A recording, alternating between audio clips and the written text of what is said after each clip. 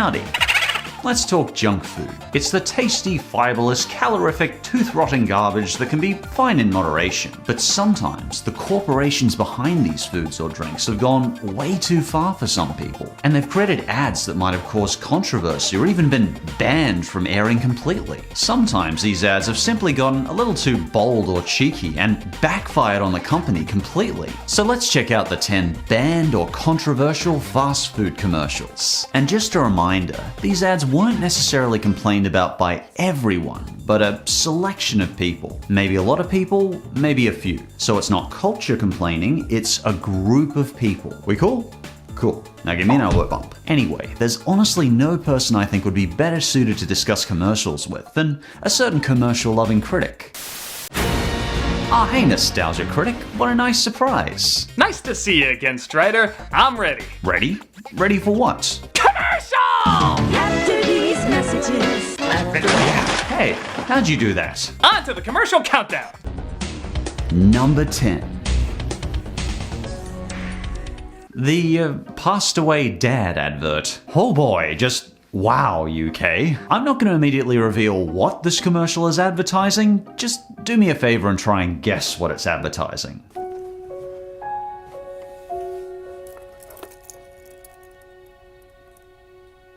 So we can see this young boy's dad has probably passed away, and he's asking his mum what his dad was like. Mom, Yes, love? what was Dad like? So I gotta say, the start of this ad is well-timed, gentle, and thoughtfully put together. It seems to be giving respect to the now passed away person. But I still can't figure out what it's actually advertising. Well, that's because for the first 80 seconds of the commercial, they don't actually tell us. It's not until the final 10 seconds of the commercial that it's finally revealed. The widow mother and her son are going to McDonald's. Wait, what? Oh, you see, it's because the son and the father had the exact same favorite burger. What was your dad's favourite too? The Filet-O-Fish, one of the most unhealthy burgers on the McDonald's menu. Oh, great, because when I think of mourning and moving on from a tremendous loss, I think of clogging my arteries with the remains of something that barely resembles fish. Who could possibly think this was a good idea? I know, right? Using death as a drama tool to sell their barely fish burger. It just feels kinda creepy. Needless to say, the ad drew immediate criticism. The British were not pleased, particularly from real people who'd suffered actual family losses at a young age. There was a lot of colourful feedback on what people thought of this ad, but probably my favourite comment was right here on YouTube. The commenter says, what they didn't tell us is that the dad died from eating too much McDonald's. And that was the general consensus by many. Are we sure the copious Filet-O-Fish didn't kill him? It was his favourite burger. It kind of backfires the whole ad campaign in McDonald's face, because at over 400 calories and 18 grams of fat, Filet-O-Fish gives real fish a bad name. Fish is actually very healthy. Sorry buddy, you're still a favourite on my menu. And for number 9, pot noodles, the slag of all snacks. I gotta admit, this banned commercial may have got some people annoyed, but I personally found it hilarious, though I can certainly understand why it might not be seen as appropriate for all ages. Maybe I'm just a big fan of British humour, but this is legitimately funny to me. So basically, a guy is getting tired of his simple sandwich ways and decides to get dirty. I need something filthy, like a kebab.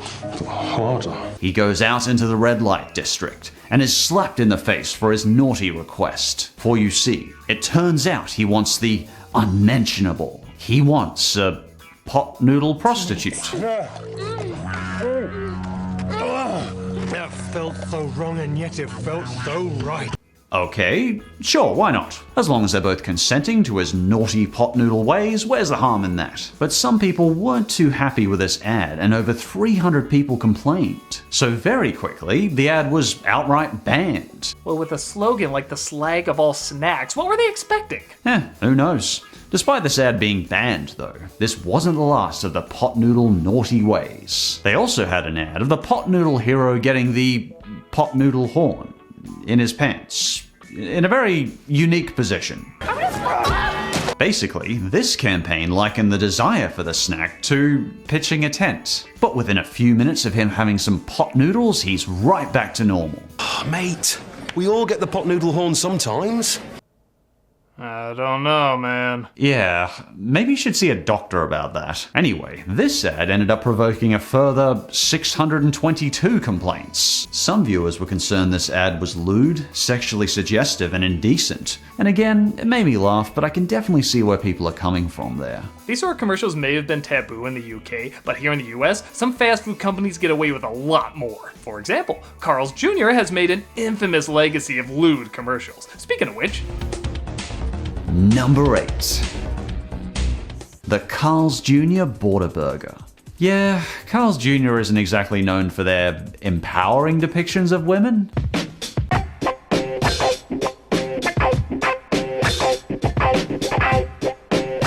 Putting it mildly, in fact, they ran a long ad campaign of scantily clad women eating burgers, or making burgers, or finding ingredients to get burgers. Pretty much just jumble Playboy model and burger in a sentence and you'll come up with a Carl's Jr. ad. But their most complained about bikini ad was when they showed bikini-clad ladies playing volleyball on former President Dunderhead's border wall. So, Tex, it's Max. Let's settle this. So what in particular did critics not like about this one? Well, shockingly, some people thought the ad depicted sexism. This ad sexist? Nah, whatever give you that idea? When Tex meets Max, it's a win-win. The Tex-Mex Bacon Thick Burger.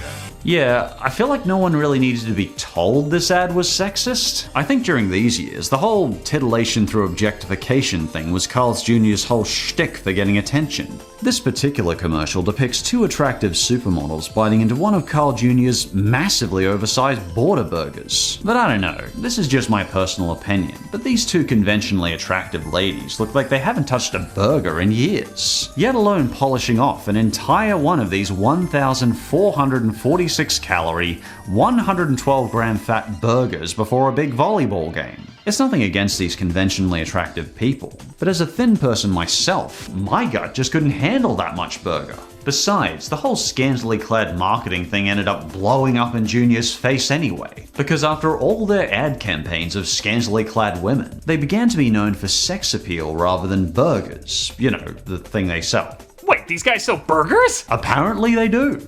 Nowadays, this campaign from the 2000s is more affectionately known as the Slut Burger campaign. And for all the kerfuffle and supermodels they threw at the viewer, it turns out a lot of viewers didn't find the ads that attractive anyway. In a 2015 poll, 51% of viewers found the ads annoying and irritating. Though probably my favorite of the ads was in 2017, where we saw Carl Sr. booting Carl Jr. out of the office. And Jr.'s office definitely had a distinct running theme to it. The commercial coincided with a new CEO. So after years of controversy, the burger joint finally decided to focus on burgers. Focusing on burgers in your burger joint? That's intelligent marketing there. Number 7. Doritos Ultrasound Ad. Hey neat, this ad was made by a fellow Aussie from our home country Australia, and a whole lot of people saw this. In fact, the ad aired during the Super Bowl and left a lot of people divided. Basically, the ad depicts a pregnant woman having an ultrasound, and the husband is baiting the unborn fetus with a Doritos chip. And then, well...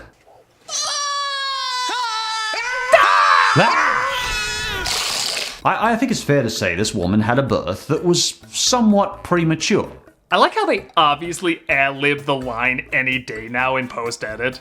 Any day now. Because clearly, that makes it so much less creepy when the fetus literally jumps out of the mother's stomach. Oh yeah, it's lucky they added that line in, because if they hadn't, that commercial would have been really weird. Really?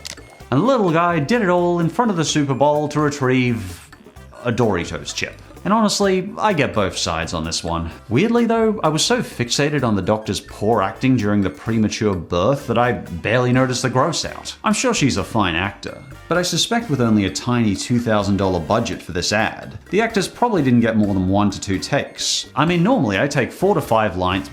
Blah. Normally I take 5 to 6 takes to get my... Normally I take 5 to 6 takes to get my lines out right.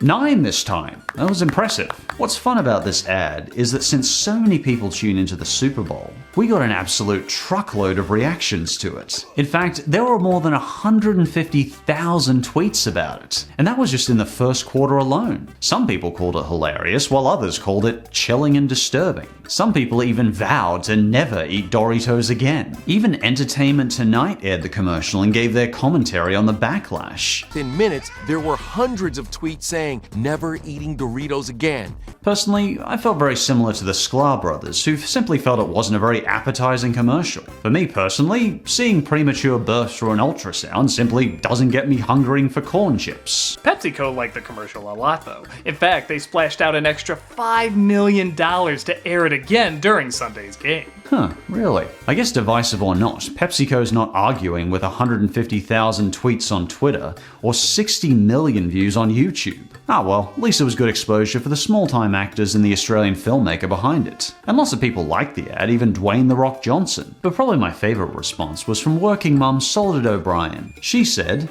"I would have had 20 bags of Doritos if I thought it would have sped my twins along." And for number 6, the KFCzinger Ad. This KFC ad ended up banned after over 340 complaints were issued to the Advertising Standards Authority in England, aka the ASA. The ad depicts some ladies in an emergency call centre singing with their mouths full of food. Some British viewers, ever the polite and classy culture, thought this taught bad manners to children. Even the voiceover artist seemed to be munching in the ad. Being KFC, the ad was backed by a multi-million-dollar media budget. And needless to say, they weren't too happy with the backlash. A spokeswoman for KFC came out to say, "It is not KFC's aim to offend or upset the viewing public with our new advertisement, and we apologize if we have done so. The advert in question is intended to be humorous and has been approved by the Broadcast Advertising Clearance Center." Apparently, though, this wasn't KFC's first controversial ad. The ASA also banned a commercial for the KFC mini chicken filet. They did? Why'd they ban it? Because, shockingly, the TV's burger was much smaller than the actual product. But who was actually surprised by that? Of course it's misleading, it's a fast food ad! Yeah, if we're gonna call out misleading, I think the whole idea that fast food is legitimately tasty could be called into question too. But it is nice that UK television tries its best not to swindle or mislead viewers. They clearly take viewers' concerns very seriously, and I can respect that. Number 5. Starbucks race together. Oh boy, this one is a doozy. In 2015, the Starbucks CEO started a marketing campaign where he encouraged Starbucks employees to write "race together" on their customer's cup. Why? To, of course, help baristas start a conversation with their customer about racial tension while you're trying to enjoy your latte. What could possibly go wrong? And if a customer asks you what this is, try and engage in a discussion that we have problems in this country with regard to race and racial inequality. But crazily enough, not everyone was particularly cheery about a white billionaire preaching about racial relations to them. I think Rain of April summed up the response from the general public in her Twitter really well, at least from a fair few people anyway. If I may quote her, "Not sure what Starbucks was thinking. I don't have time to explain 400 years of oppression to you and still make my train." End quote. Even one of my favorite comedians, John Oliver, did a segment discussing this campaign. "I think it's pretty clear no one has said no to this guy in 25 years. And as news articles have pointed out, this campaign did indeed start discussions on racial inequality, but specifically on the fact that Starbucks executive leaders are mostly made up of white men. What a shocker! People also noticed that the campaign only included pictures of white hands, and mostly white cups. So this campaign did indeed start a discussion on racial inequality, but probably not in the way the CEO was expecting. Well, hang on, where's the actual commercial? Oh, don't worry, critic. I looked up the commercial and I have it right here. I don't know where to put it. Oh, here it is.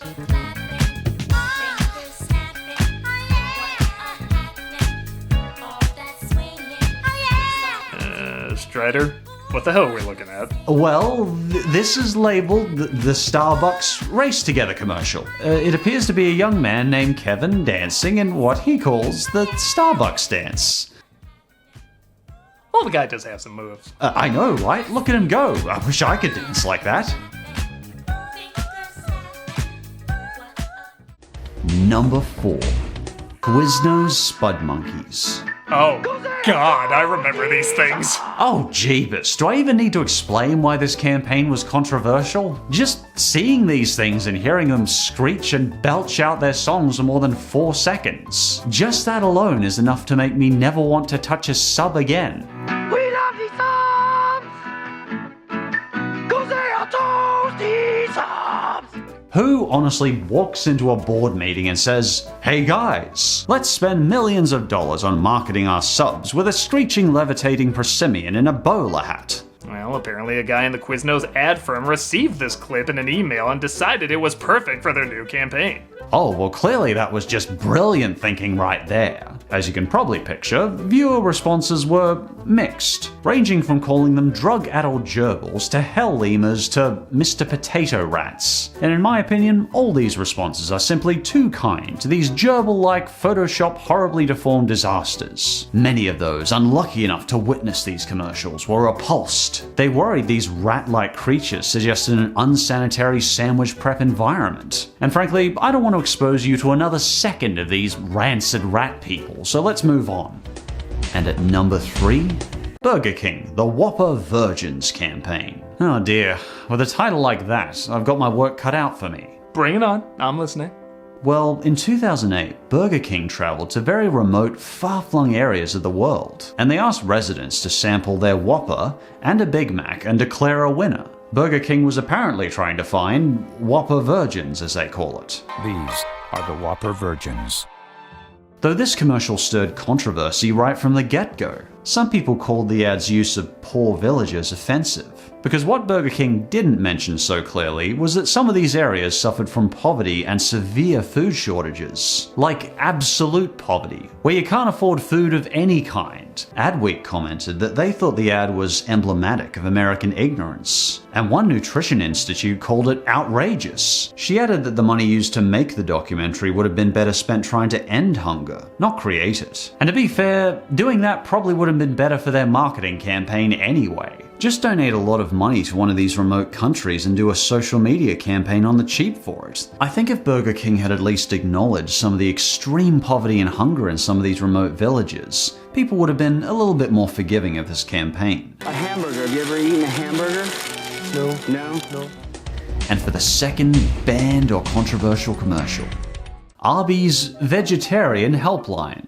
Pick up the phone now and call the Arbys Vegetarian Support Hotline at 1-855-MEAT-HELP. While I'm not a vegetarian myself, I can see why some people would find these ads a little rude. You see, Arbys started an ad campaign where they basically trolled vegetarians. They offered the helpline 1-855-MEAT-HELP to help vegetarians, because they might be struggling seeing Arbys' new meaty meals such as the bacon rashes. The helpline told them to take a deep breath and have a salad. Who's feeling tempted by brown sugar bacon and you can't stop thinking about that sweet meat? Press 1.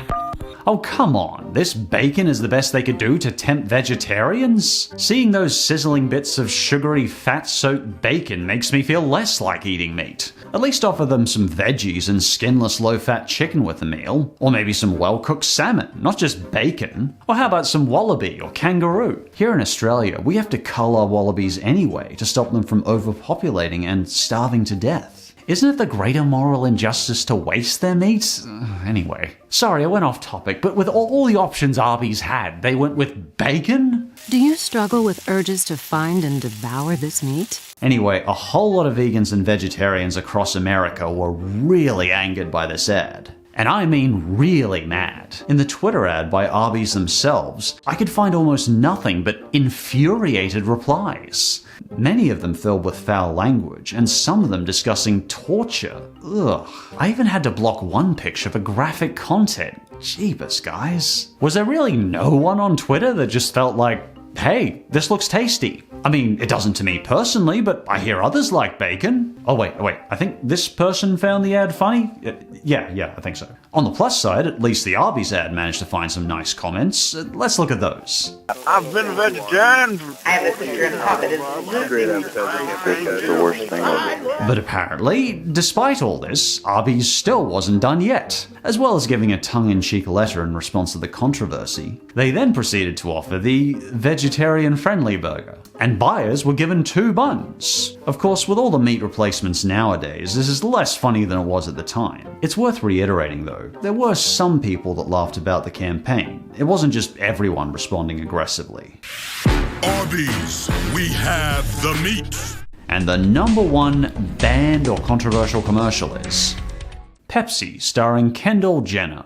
Because apparently, when we think of bringing an end to massively nuanced and serious social issues going on for over a century, we think of Pepsi. Yes, truly. This ad demonstrates that if we want to bring peace and prosperity to our people, to bring an end to suffering and violence, all we need is a can of Pepsi.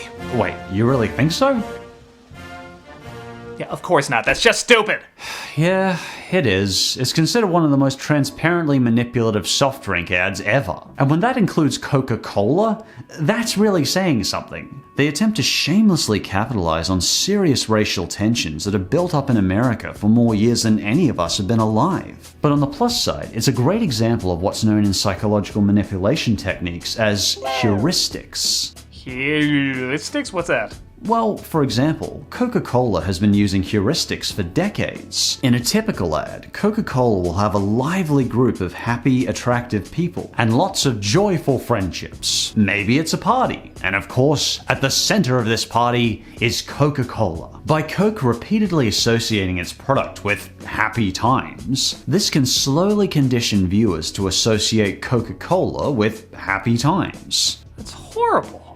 But it does remind me, wasn't there a big Coke slogan called Open Happiness? That's not exactly subtle. Nope, it's not subtle, but at the same time, viewers may find themselves more inclined to pick up a pack of Coca-Cola at the next party they go to. But I could do a whole video on how Coca-Cola has shamelessly attempted to manipulate people for decades, even when we're all in isolation during a worldwide pandemic. And they never tasted this good.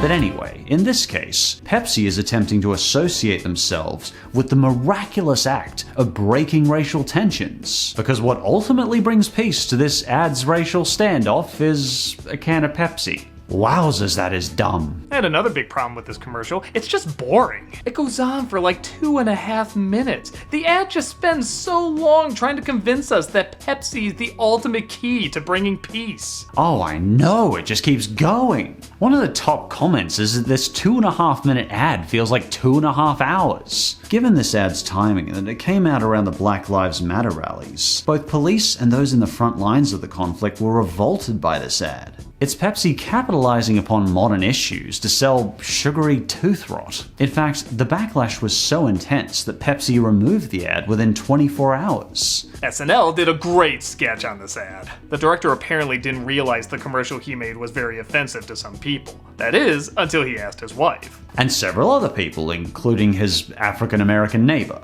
Basically, everyone but him knew this was a terrible idea. I've linked the sketch in the description if you're curious. So the whole thing is sort of an homage to the Black Lives Matter movement. Don't even touch it. It'd be insane to touch it. Few commercials have ever stirred as much controversy as this one. It's ended up being what is perhaps Pepsi's biggest blunder of all time. You know, personally, I appreciate that there's a public response at all to some of these ads. While there is a smaller group of people that will go completely overboard and nitpick, I also appreciate that we're in an age where people can be held accountable. That small group shouldn't harass and go overboard, but when something's wrong, we should be able to say so. But anyway, Critic, it was great to see you again. Thanks for your time today. Hey, no problem, Strider. I'm heading back to Channel Awesome, so until we meet again. Until we meet again. And as always, thank you for watching, and I'll see you next time.